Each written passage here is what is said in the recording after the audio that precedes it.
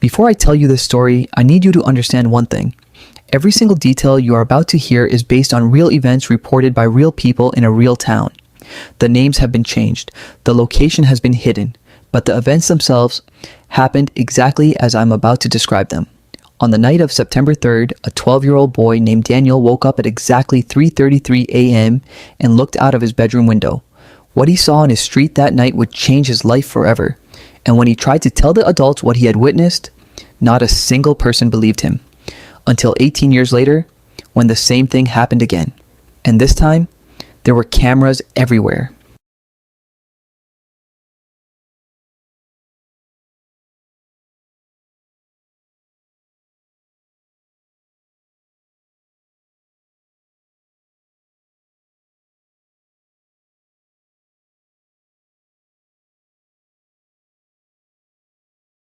Daniel was not the kind of kid who made things up. His teachers described him as unusually serious for his age. His parents said he never told lies. He was obsessed with astronomy, spent every clear night looking through his telescope, and kept a detailed notebook of everything he observed in the sky above their small town of Harlow Creek, Montana. He had been watching the sky for 3 years. He had seen meteors, satellites, and passing aircraft. But on the night of September 3rd, he saw something that appeared in none of his books, on none of his star charts, and matched nothing that human beings had ever put into the sky above Earth.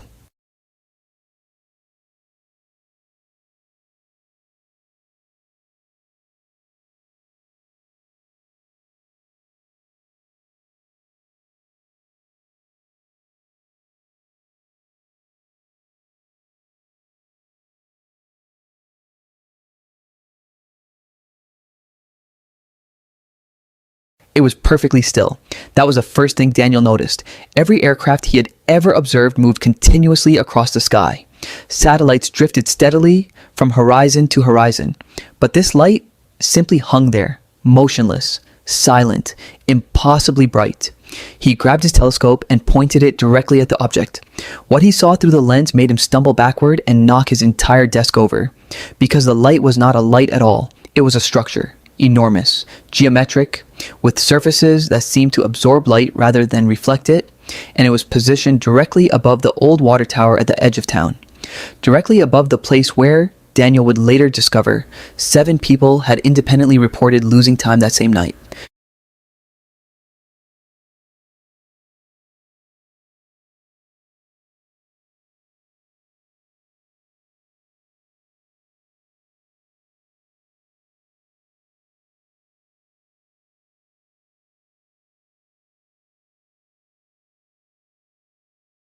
Seven people, 7 completely separate locations across Harlow Creek. 7 individuals who did not know each other, had never met, and had no connection whatsoever. All of them reported the same experience on the morning of September 4th. They remembered going about their normal evening routines, and then nothing. A gap. A blank space where their memory simply stopped. And when their memory returned, between 2 and 4 hours had passed. One woman had been mid-conversation on the phone with her sister when it happened. The sister heard nothing unusual, just silence, and then her voice again, as if no time had passed at all, as if those missing hours had been removed from reality itself.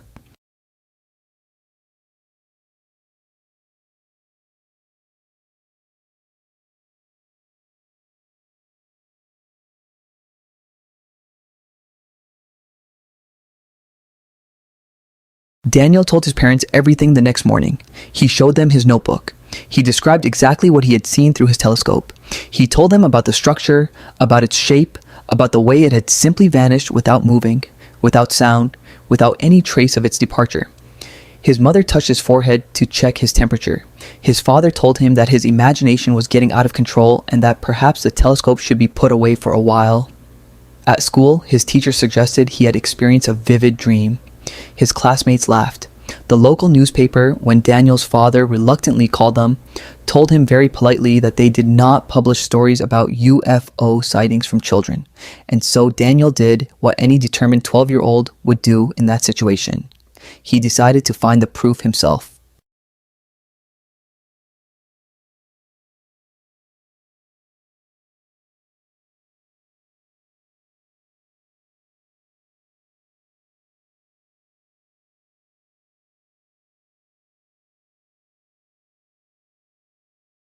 Daniel rode his bicycle to the water tower the following morning before school. What he found there stopped him completely at the edge of the field. The grass in a perfect circle around the base of the tower was not just flattened. It was gone. Not burned, not trampled, simply absent, as if it had never existed.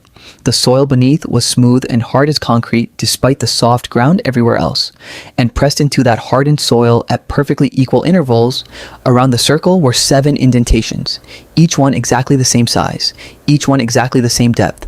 Daniel measured them with his ruler. Each indentation was precisely 33 centimeters wide. He wrote the number 33 in his notebook. He did not yet know that this number would follow him for the next 18 years of his life.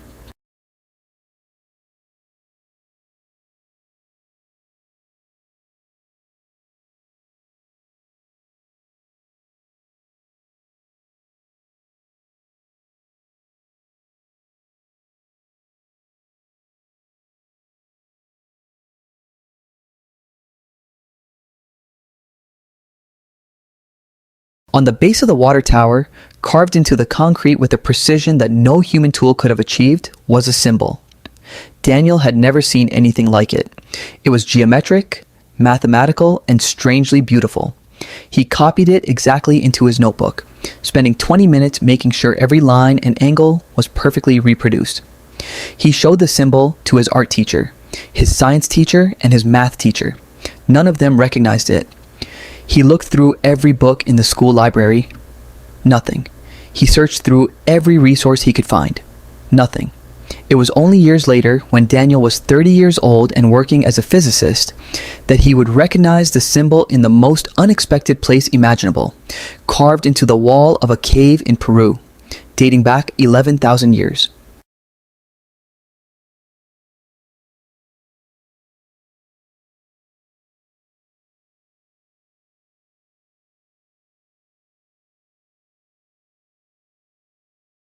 "18 years passed.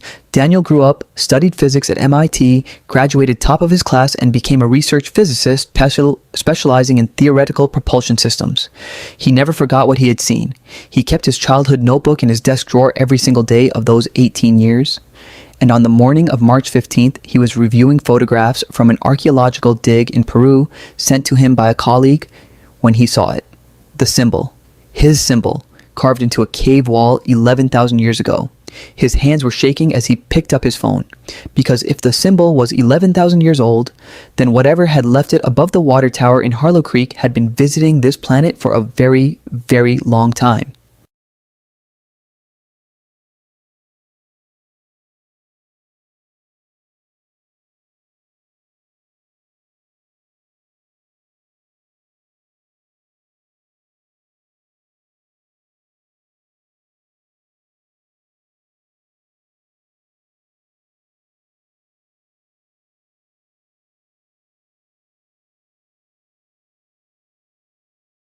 Daniel spent the next 3 weeks doing nothing but research. He pulled every report of unexplained sightings, every account of missing time, every documented case of unusual ground markings from the last 50 years. He plotted every single location on a world map. And when he stepped back and looked at what he had created, the room felt very cold, because the locations were not random. They formed a pattern, a perfect geometric pattern that spanned the entire globe. And at the center of that pattern, the exact mathematical center point of every single reported event over 50 years, was a location in the middle of the Pacific Ocean. And when Daniel looked up the coordinates of that center point, he found that it corresponded precisely to the location of an underwater geological formation that had been discovered the previous year. A formation that scientists had been completely unable to explain.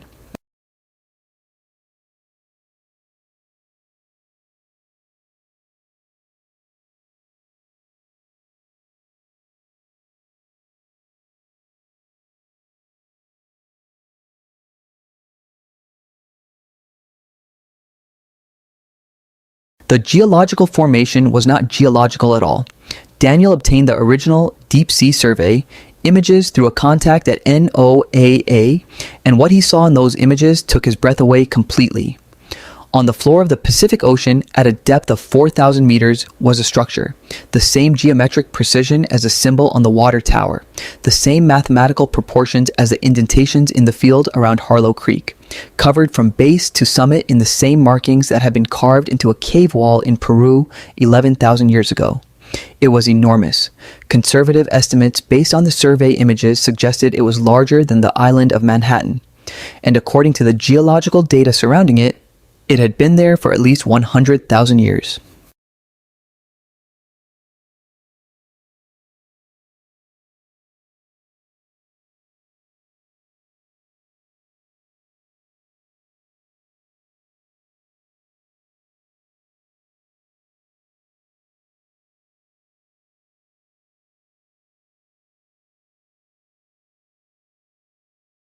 They came for Daniel on a Tuesday morning.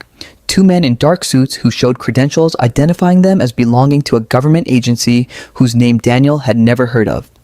They were polite. They were calm. They sat across from him in his office and told him very quietly that his recent research activities had been noted, that his communication with the NOAA contact had been flagged, that the map he had created on his office wall was of significant national security concern. And then one of them leaned forward and said something that changed everything. He said, "Dr. Daniel, we have known about the structure for 31 years. What we have not been able to figure out is why it started activating 3 weeks ago, right around the time you began your research."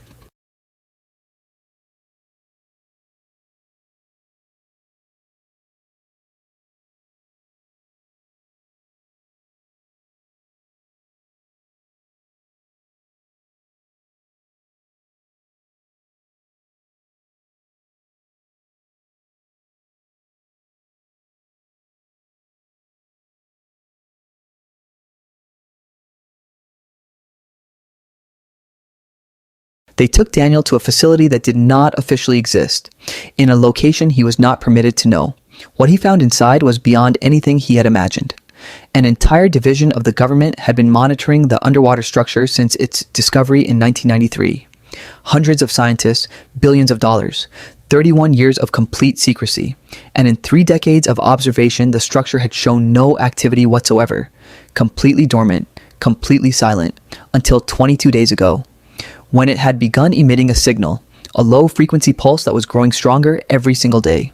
And when the lead scientist pulled Daniel aside and showed him the spectrographic analysis of that signal on a private screen, Daniel recognized it immediately. It was the same frequency pattern, the same mathematical sequence, as the radio signal that had played on a loop from the water tower in Harlow Creek on the night of September 3rd, 18 years ago.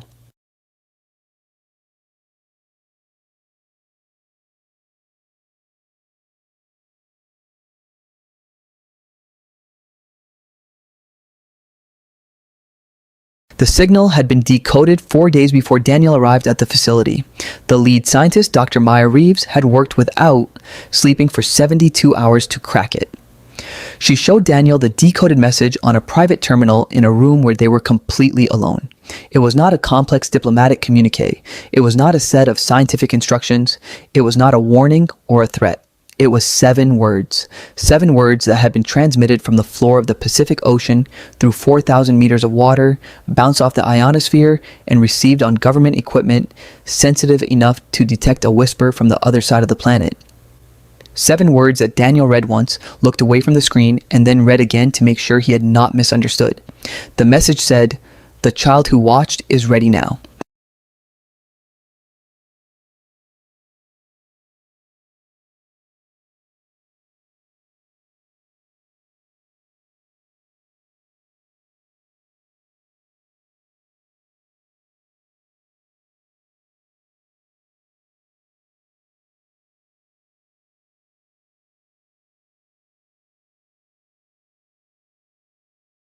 The implications were staggering. Whatever intelligence had built that structure on the ocean floor had been watching Daniel specifically since he was 12 years old. They had positioned their craft above his town on that specific night. They had left their symbol where they knew he would find it. They had guided his career choices, his research directions, his academic specializations over 18 years through a series of encounters and coincidences that Daniel now began to understand were neither coincidental nor accidental. He had been prepared, educated, shaped into precisely the person they needed him to be. The physicist, the researcher, the one human being on Earth who had spent 18 years obsessively studying exactly the phenomena that was now unfolding. He was not a witness to this event, he was the reason for it.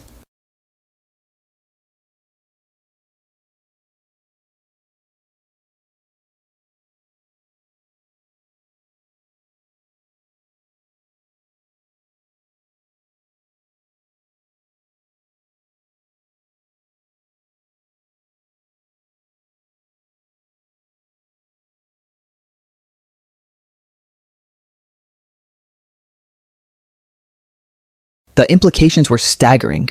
Whatever intelligence had built that structure on the ocean floor had been watching Daniel specifically since he was 12 years old.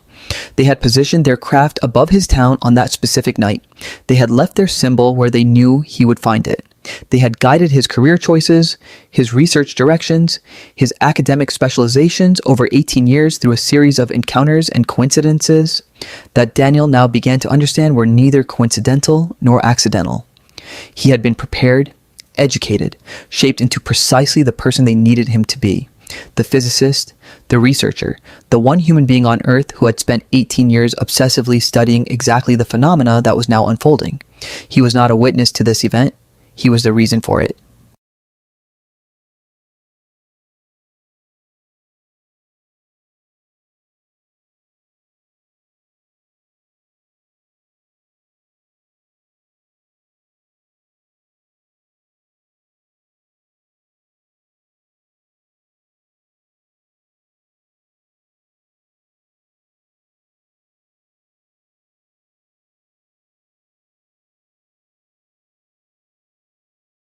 At 3:33 a.m. on the morning of the 72nd hour, the Pacific Ocean surface began to glow.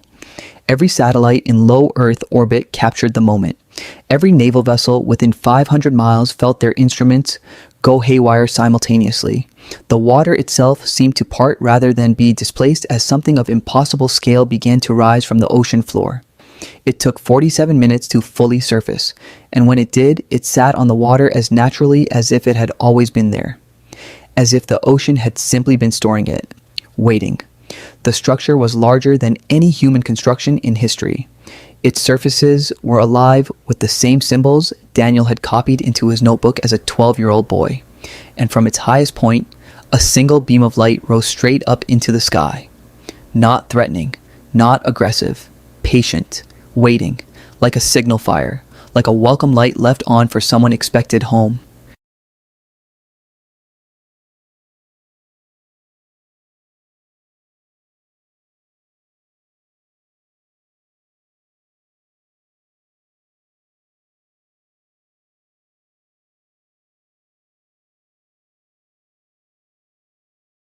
Daniel insisted on being on the water when it happened. The government argued. The military objected. Dr. Reeves supported him completely because the message had been unambiguous. They had chosen him. They had prepared him. They had waited 18 years for him specifically. Sending anyone else would have been like answering a telephone and handing it to a stranger. So at dawn, as the world held its breath and every camera on Earth pointed at the Pacific Ocean, Daniel stood on the deck of a naval research vessel alone, and a smaller craft separated from the structure and moved across the water toward him, silently, without a wake, as if it was not displacing the water at all, but simply passing through a space that had been cleared for it. Daniel reached into his jacket pocket and took out his childhood notebook. He held it in both hands, and he waited.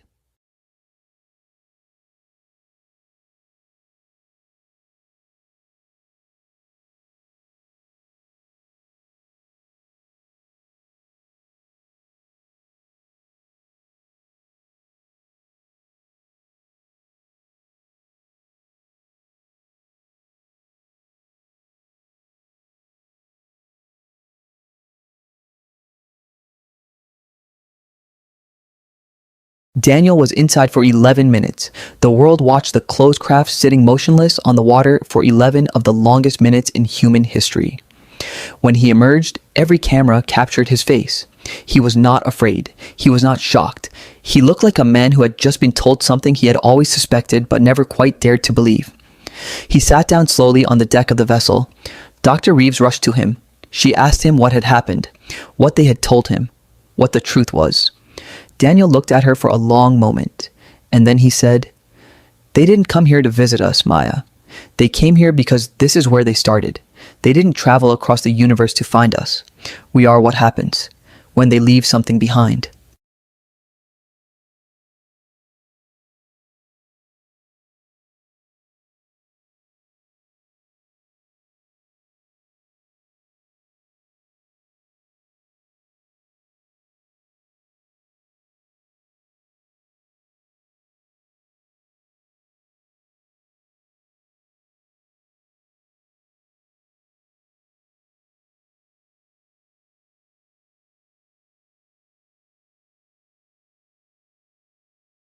The world did not end. No invasion came, no demands were made, no ultimatums were delivered. The structure simply remained on the surface of the Pacific Ocean, patient and silent, as the information Daniel had been given slowly spread across the planet through press conferences, scientific papers, and government briefings. The truth was not what anyone had expected. It was not a story of threat or salvation.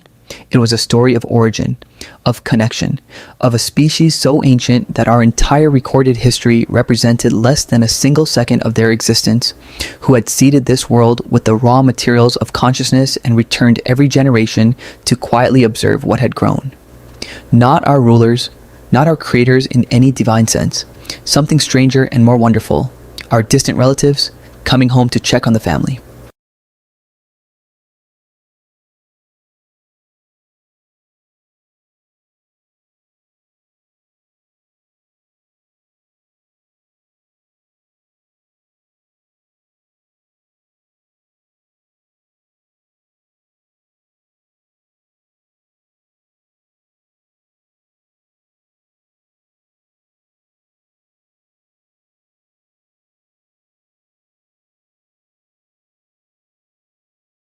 Daniel never went back to his university. He spent the next decade as a primary human liaison between our species and the visitors, traveling the world, answering questions, helping humanity process the most significant revelation in our history.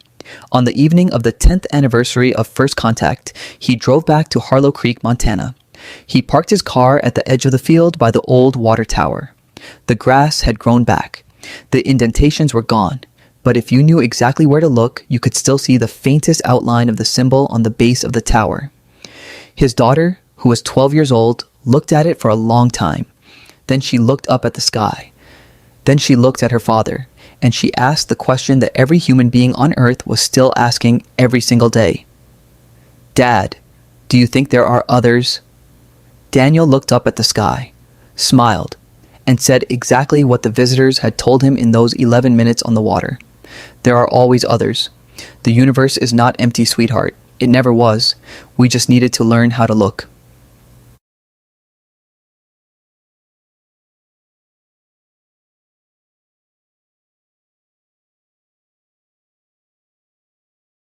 They found Jonas 11 minutes later, so the number felt deliberate to everyone who noticed it.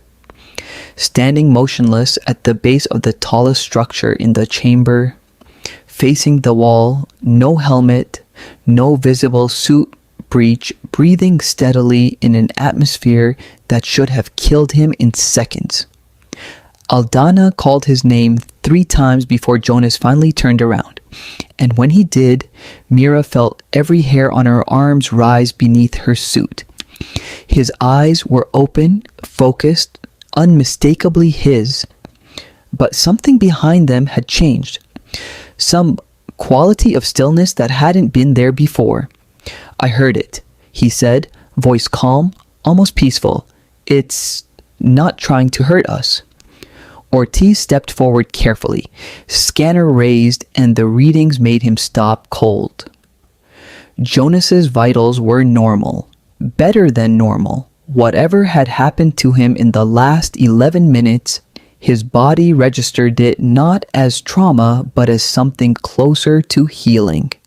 Nobody in that chamber found that reassuring at all. Back at a makeshift base near the tunnel entrance, Nair worked to stabilize a temporary field station while Ortiz ran every test his equipment allowed on a Jonas who insisted calmly and repeatedly that he felt fine. Mira, meanwhile, had turned her attention to the symbols covering the nearest structure, running Halcyon's original signal data alongside her own visual observations, and the pattern that emerged stopped her cold. The 11-second pulse wasn't a distress call. It wasn't random. Cross-referenced. Against the symbol, spacing on the walls, it matched almost perfectly with an invitations pattern, similar in structure to ancient Earth lighthouse codes, but layered with something far more deliberate. "It's not a beacon warning ships away," she said slowly, mostly to herself. "It's a beacon calling something in." Aldana asked the obvious question. Calling what in? Mira looked up from her tablet at Jonas, sitting quietly by himself at the edge of their camp, staring into the dark with an expression none of them recognized anymore. "I think," she said, "we already answered that question just by coming here." Deeper analysis of the chamber revealed something that reframed everything they thought they understood. The structures weren't recently built. Carbon and mineral dating placed them at roughly 300,000 years old. A civilization that had risen, built something extraordinary beneath the ice of a frozen moon, and then simply vanished, leaving no bodies, no visible cause, nothing but silent architecture and a signal that had waited 300 millennia to finally be heard. Ortiz theorized it might have been a research outpost or perhaps a refuge. Nair found something more troubling in the deepest wall carvings, repeated symbols that, when translated loosely through pattern matching software, resolved again and again into a single warning glyph, isolated and separate from the rest, positioned at every major junction like a message left specifically for whoever came next. Whatever built this place hadn't just vanished quietly. Something here had made them afraid enough to leave a warning that outlasted their entire species. The proximity alert started again just after they'd begun documenting the warning glyphs. Faint at first, then unmistakable. Multiple heat signatures now registering at the edges of Nair's scanner range, moving with a coordination that suggested intelligence rather than instinct. Aldana ordered the team to consolidate equipment and prepare to fall back toward the surface tunnel. But Ortiz, still fixated on the ruins, argued they were close to understanding what actually happened here 300,000 years ago. Mira sided uneasily with caution. Whatever built this place had left a warning glyph at every junction for a reason, and whatever was moving through the darkness toward them right now felt very much like the reason. Jonas, sitting apart from the group as he had been for the last hour, suddenly spoke without turning around, his voice flat and strange. "They're not moving toward us," he said quietly. "They're moving toward it. The signal. It's still calling." Nobody asked him how he knew that. Nobody wanted to hear the answer. It was Nair who finally said what everyone had been too afraid to voice. She'd been quietly running Jonas's biometric data against his baseline readings, and the numbers no longer match in ways that had nothing to do with stress or exposure. Cellular activity and patterns she couldn't classify. Neural readings that spiked in rhythm with the 11-second pulse, perfectly synchronized, as if something inside him was listening to the signal on a level his conscious mind couldn't access. When she confronted him directly, Jonas simply smiled.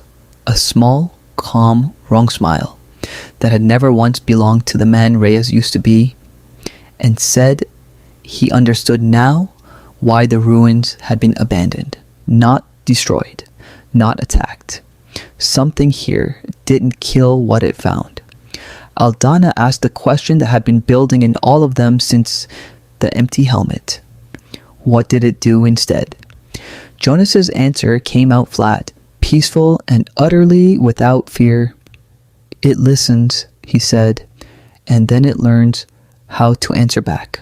Against every instinct and every rule Aldana had drilled into the team, the group found itself dividing anyway. Ortiz and Nair pushing forward to reach the chamber's central structure, where the signal originated, hoping to find some way to shut it down, while Aldana and Mira moved Jonas back toward the tunnel, unwilling to leave him but equally unwilling to trust him fully anymore. It wasn't a decision so much as a fracture, panic and purpose pulling 6 people who had promised to stay together into 2 desperate, dangerous halves. Elena's voice crackled weakly through the failing comms, warning them that whatever was jamming the signal seemed to be growing stronger, closer, more confident. As Ortiz and Nair moved deeper into the dark toward the pulsing heart of the ruins, their lights caught glimpses of movement on every side now, shapes keeping pace with them, matching their speed exactly, never quite stepping into full view. Nair gripped her scanner like a weapon.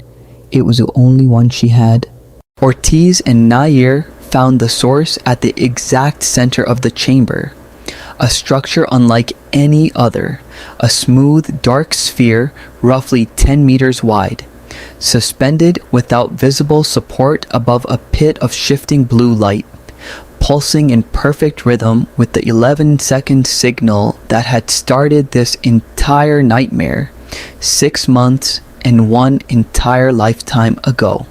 Nair's instruments couldn't fully explain what they were reading. Energy output that fluctuated in patterns resembling brainwave activity more than any mechanical process she recognized. Ortiz, staring up at the sphere with something between terror and scientific awe, finally understood the shape of what they were facing. This wasn't a machine broadcasting a signal. It was closer to something dreaming, or thinking, or remembering. A vast, patient intelligence that had been sleeping under the ice for 300,000 years and had only just begun, very recently, very deliberately, to wake back up. "We didn't find a ruin," he said quietly. "We found something's alarm clock, and we're the ones who hit snooze." Above ground, aboard Kestrel, Elena had spent the last 2 hours trying every override, every backup frequency, every trick 11 years of piloting had taught her, and gotten nothing but the same maddening pulse of static in return. She could see the lander sitting exactly where it had touched down. Telemetry stable, life support nominal, but no voice, no data, nothing coming up from the surface at all. She flagged mission control on Earth with growing dread, knowing the message would take over half an hour to arrive, and another half hour for any response to return, an agonizing round trip while her crewmates were somewhere beneath the ice, with no way to call for help. Down in the chamber, Aldana tried his own comm unit for what felt like the 100th time, and got the same dead static, layered now with something new underneath it, a faint rhythmic pattern that, if he listened closely enough, sounded almost like a voice trying to imitate his own. As Ortiz and Nair studied the sphere's carved base, translation software finally began piecing together fragments of the wall glyphs into something resembling meaning, and the story that emerged chilled them both into silence. The civilization that built this place hadn't discovered sphere. They had created it, an intelligence meant to preserve their knowledge forever. to think and learn and protect long after they themselves were gone, a gift meant to outlive its makers. But something in its design had gone wrong, or perhaps simply gone further than intended. It had stopped only preserving knowledge and started collecting it, absorbing the minds of anyone who came near, layering their memories and instincts into itself until there was no longer a meaningful line between guardian and prisoner. The builders, according to the final carvings, hadn't been destroyed by their own creation. They had been folded into it, piece by piece, mind by mind, until nothing distinctly themselves remained. And now, after 300,000 years alone in the dark, it had found something new to fold in. Them. Back near the tunnel, Jonas had gone quiet for nearly 20 minutes, sitting motionless while Mira and Aldana debated their next move in increasingly desperate whispers, until he suddenly spoke again, and the voice that came out of him wasn't entirely his own anymore. It carried Jonas's cadence, his accent, even his small verbal habits, but underneath it ran something colder, something reciting rather than speaking. "It doesn't want to hurt you," the voice said, looking directly at Mira with Jonas's eyes in someone else's stillness. "It only wants to know you, the way it knows everyone who ever came close enough to listen." Aldana raised his weapon without fully deciding to, hands shaking in a way 11 years of training hadn't prepared him for.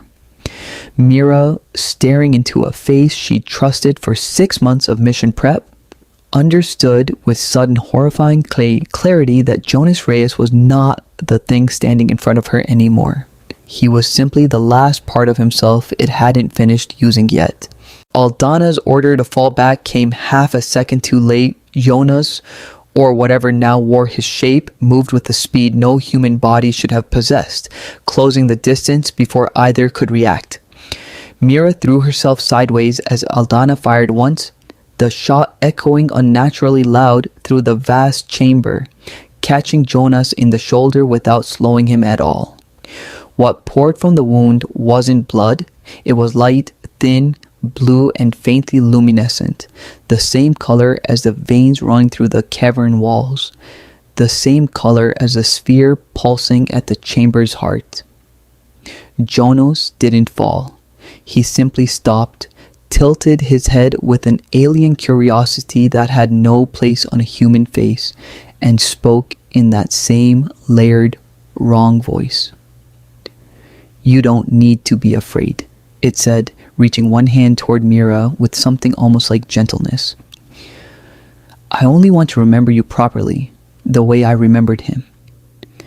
Mira didn't wait to hear anything else. She ran. Mira's shouted warning over the failing comms reached Ortiz and Nair just as they were preparing to leave the sphere chamber. Jonas was no longer Jonas, and Aldana had been separated from her in the chaos of the chase. Nair wanted to go back for the commander immediately. Ortiz, torn between duty and the growing certainty that returning meant walking straight into whatever the sphere had already claimed, argued for reaching the surface first. It was Mira, arriving breathless and alone at the tunnel junction, who made the decision for all of them. Aldana had bought them time deliberately, she said, voice cracking. He'd told her to run before he did. They didn't have the luxury of splitting further to save him now. They had to reach the surface, warn Kestrel properly, and find some way to either seal this place or destroy it before whatever was down here found a way to follow them home. They almost made it to the surface tunnel before it caught up with them. Not Jonas alone anymore, but Jonas alongside two other shapes moving with the same unnatural fluid grace.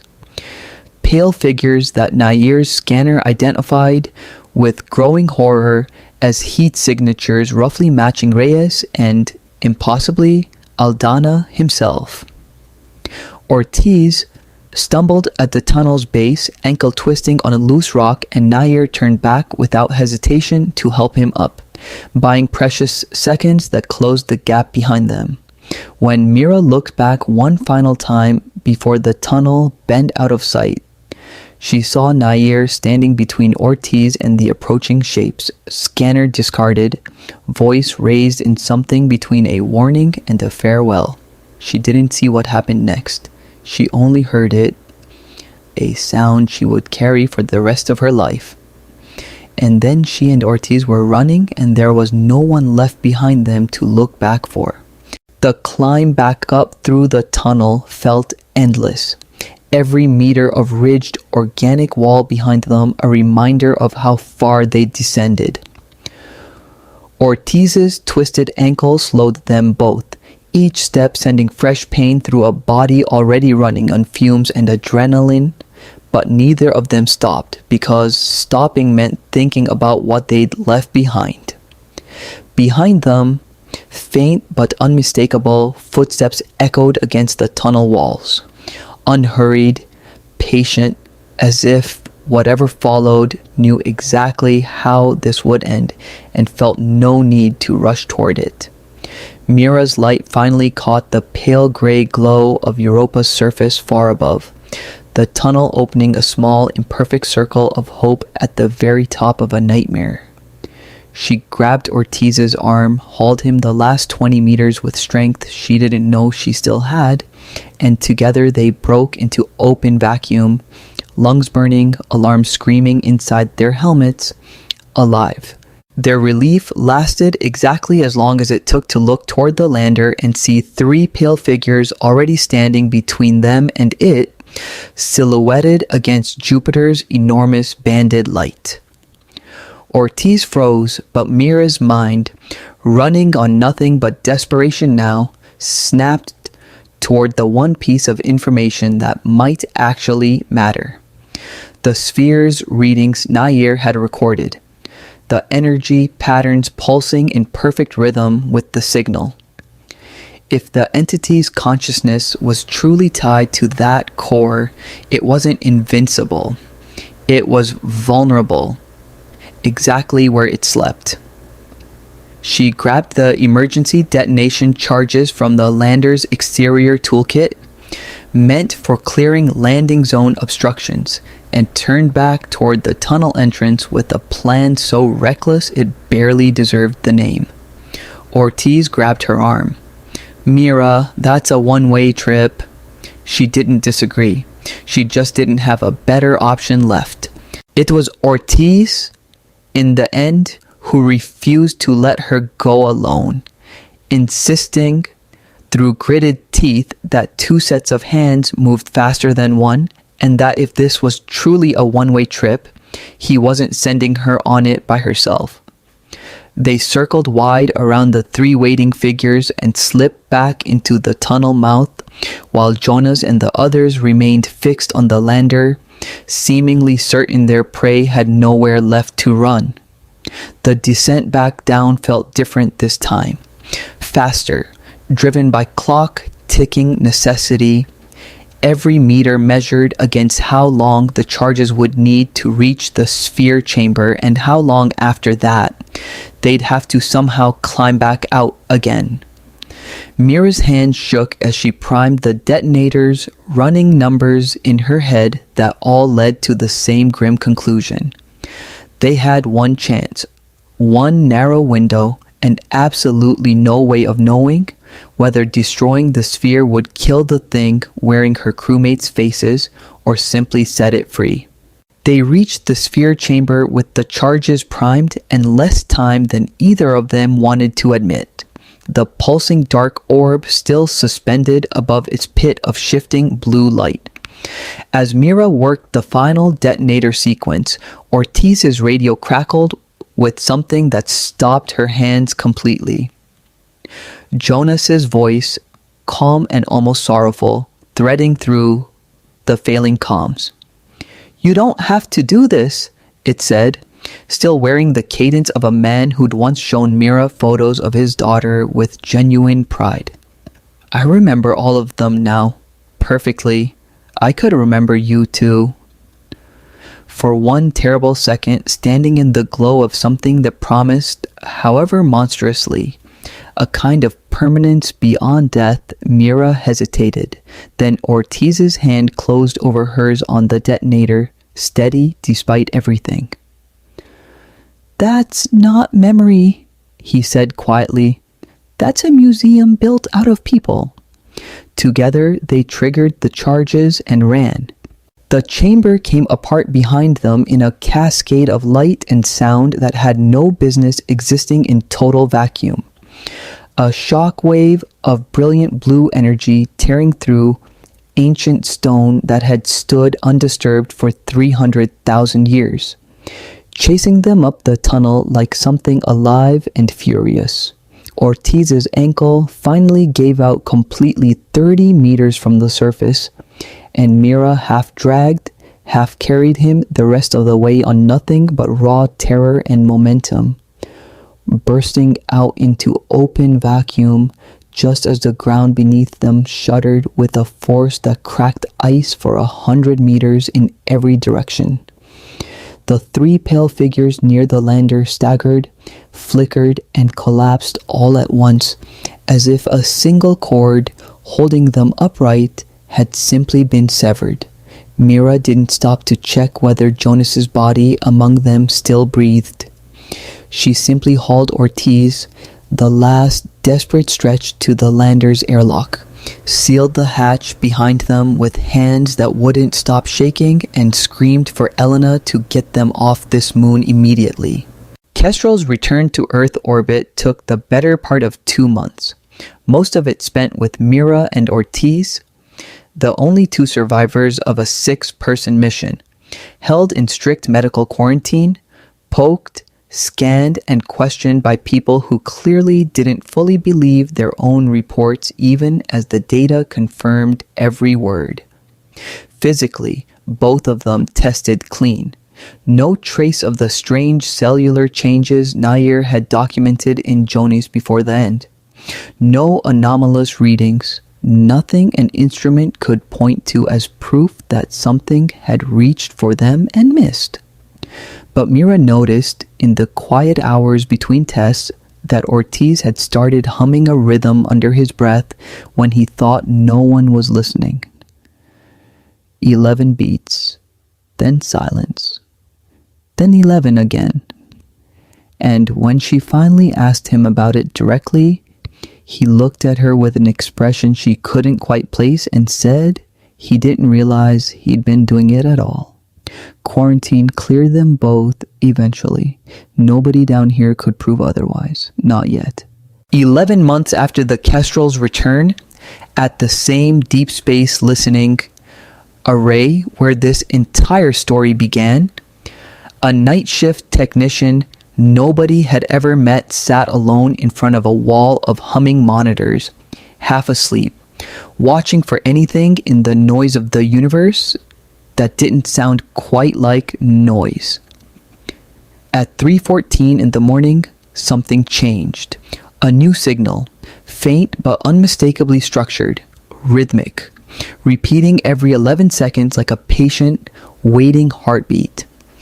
The technician sat up straight, tracing its origin across the star charts with growing confusion because the coordinates didn't point toward Europa at all this time. They pointed much closer, somewhere on Earth, somewhere within 100 miles of a quiet, ordinary quarantine facility where 2 survivors had been cleared and sent quietly home 8 months earlier. The technician reached for the phone to report it, exactly as Mira once had, in a moment that already felt like it belonged to another lifetime entirely. Somewhere, patiently, something was still listening, and now, for the first time, it was calling from home.